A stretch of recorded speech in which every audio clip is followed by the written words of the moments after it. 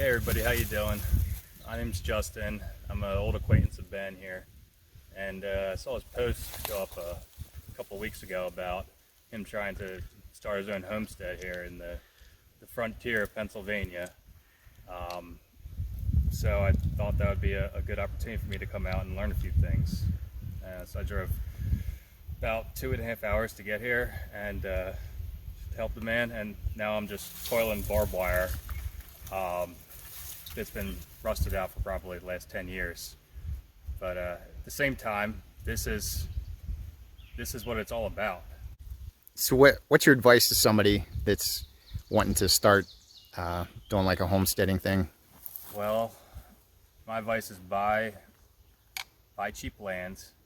Don't be afraid to make the sacrifice and go where you need to make that homesteading possible. It's probably not going to be anywhere around a city. So yes, you do truly have to kind of jump in with both feet, but make no mistake about it that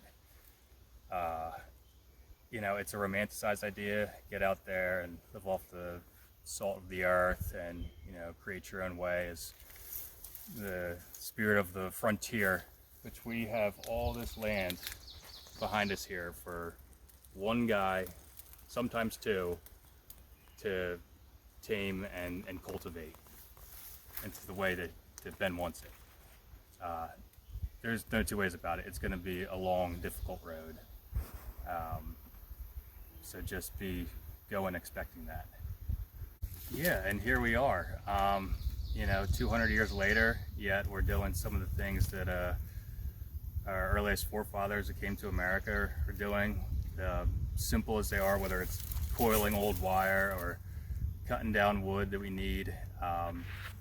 It's very interesting to me because people did it out of pure necessity before. Nobody wanted to come out and live on the frontier. It was because that was the only option they had, and they came over from Europe with next to nothing in their pockets. But now to me, this country is like completely saturated, or the cities of this country are completely saturated, full of people and jobs to the point where there's no incentive to even come back to the country. I feel like we all kind of have that inner calling, and those who do decide to take the plunge and go move into the country, buy cheap land, and attempt to do homesteading are very often in for a rude awakening, because a lot of the stuff it's noble and it's a romanticized idea, especially today with YouTube channels, many of them dedicated to it, or this idea of living.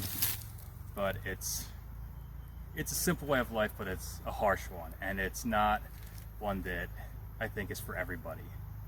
If you have the patience and the wherewithal to stand there for 4 hours and coil old barbed wire, or to dig a slit trench, or cut down a maple tree, then by all means, maybe this is a life for you. But beware of the romanticized idea of it, is all I have to say.